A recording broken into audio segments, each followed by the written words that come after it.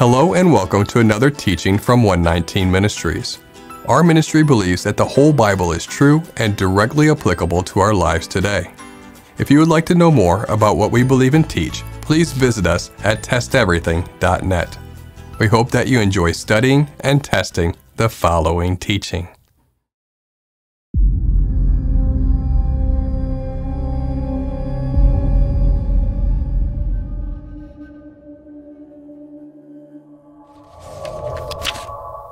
A lot of believers wonder about the Torah's commandments regarding fat and blood. What do these commandments mean exactly? Most of us eat meat on a regular basis, and we often share meals together in faith-based fellowship. Thus, it is important for us to properly understand these commandments. To what degree are we to avoid eating fat and blood in meat? Let's look at a few passages regarding fat and blood. Leviticus chapter 3, verses 14 through 17. Then he shall offer from it, as his offering for a food offering to Yahweh, the fat covering the entrails, and all the fat that is on the entrails, and the 2 kidneys with the fat that is on them at the loins and the long lobe of the liver, that he shall remove with the kidneys. And the priest shall burn them on the altar as a food offering with a pleasing aroma. All fat is Yahweh's. It shall be a statute forever throughout your generations and all your dwelling places, that you eat neither fat nor blood. Leviticus 7, 22 through 27.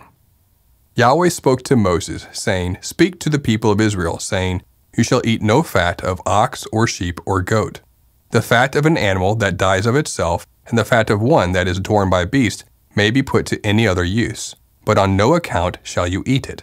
For every person who eats of the fat of an animal of which a food offering may be made to Yahweh shall be cut off from his people. Moreover, you shall eat no blood whatever, whether of fowl or of animal, in any of your dwelling places. Whoever eats any blood, that person shall be cut off from his people. Let's start with the topic of fat. Leviticus chapter 3, verses 14 through 17 is concerning the offering of entrails to Yahweh. There's a particular type of hard fatty tissue surrounding the kidneys and liver. In a cow, this would be called suet. This fat is forbidden for us to eat regardless of where we live, in the context of temple offerings. Leviticus chapter 7, verses 22 through 23 appears to directly state that we should eat no fat altogether. This would include all fat, not just the hard fatty tissue surrounding the liver and kidneys, and this is also in the context of temple offerings. In verse 24, the directive to not eat fat is specific to an ox, sheep, or goat. But more specifically, the context is referring to the ox, sheep, or goat that is being offered up to Yahweh. Verse 25. For every person who eats of the fat of an animal of which a food offering may be made to Yahweh shall be cut off from his people. We must keep the commandment in context. The fat not covering the organs is a desirable and nutritional part of animal meat, and it would be tempting to keep the fat for oneself in an offering to Yahweh, which is the focus of Leviticus 3. The fat of an animal being offered up to Yahweh is not to be stolen from Yahweh. It is to be offered up to Yahweh along with the rest of the animal. Again, we must keep the commandment in context. Verse 24 makes specific mention of a different situation. We're not to also eat fat from an animal that has died of itself or has been torn by beasts. Leviticus 7:24. The fat of an animal that dies of itself and the fat of one that is torn by a beast may be put to any other use, but on no account shall you eat it. This makes sense because according to the Torah, any animals met with such criteria we are already forbidden to eat. Leviticus 22, verse 8. He shall not eat what dies of itself or is torn by beasts, and so make himself unclean by it. I am Yahweh. So why is this mentioned in the context of fat in Leviticus 7:24?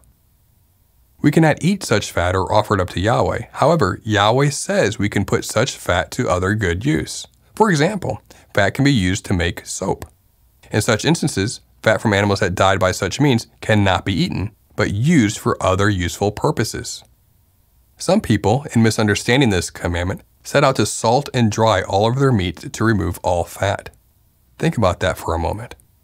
When the Passover lamb was slain on the 14th day of the first month, do you think they had time to salt and dry all the Passover meat to remove all of the fat? Of course not.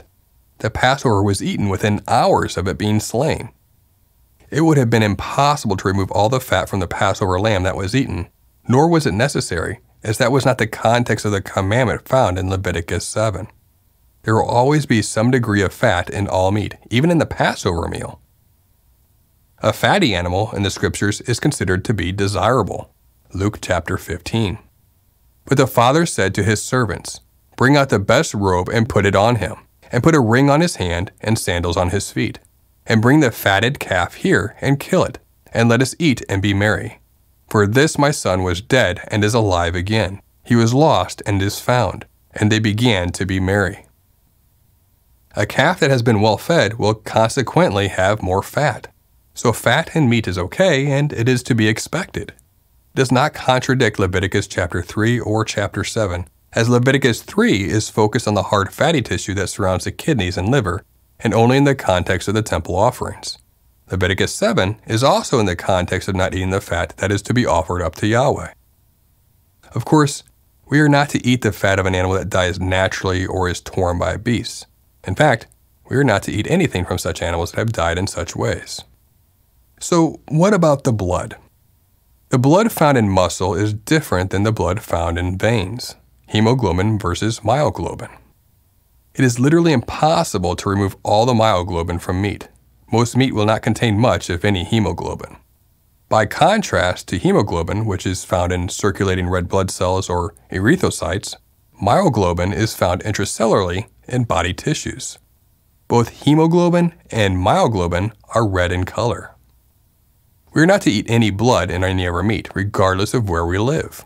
Leviticus 7:26-27. Moreover, you shall eat no blood whatever, whether of fowl or of animal, in any of your dwelling places. Whoever eats any blood, that person shall be cut off from his people. This passage specifically mentions in our dwelling places, so we know that these instructions apply in any situation, not just when someone is offering an animal to Yahweh in the tabernacle or temple. The blood that flows through our veins, hemoglobin, should be allowed to drain from the animal prior to eating. This is already standard practice today.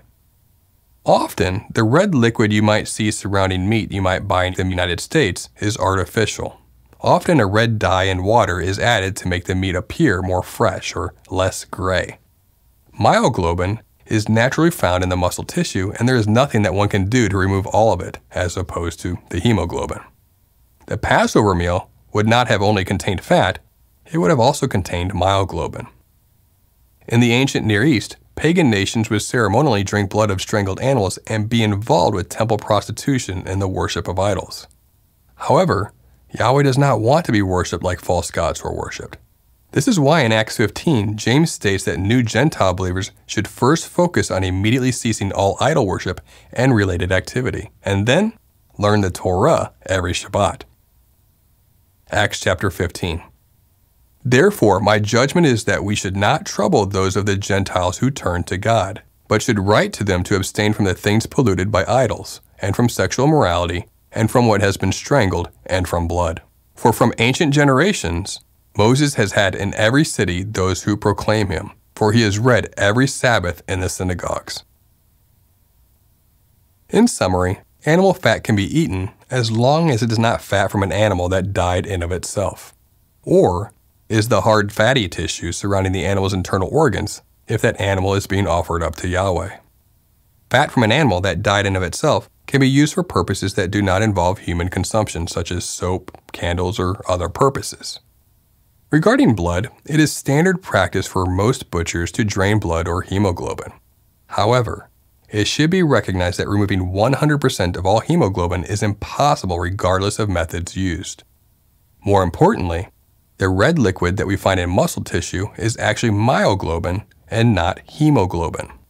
Hemoglobin takes oxygen from lungs and transports to the rest of the body and is what we would normally consider to be blood, while myoglobin is a protein structure that stores oxygen in muscle tissue. We hope that this teaching has blessed you, and remember, continue to test everything. Shalom.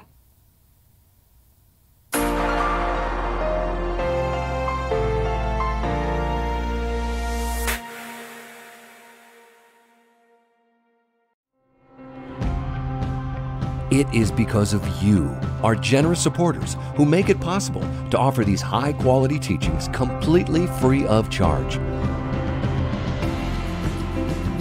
If you feel led to support 119 Ministries so that we can continue this effort, please visit testeverything.net and click on the Support 119 tab. Learn how you can partner with us to take the whole Word of God to the nations.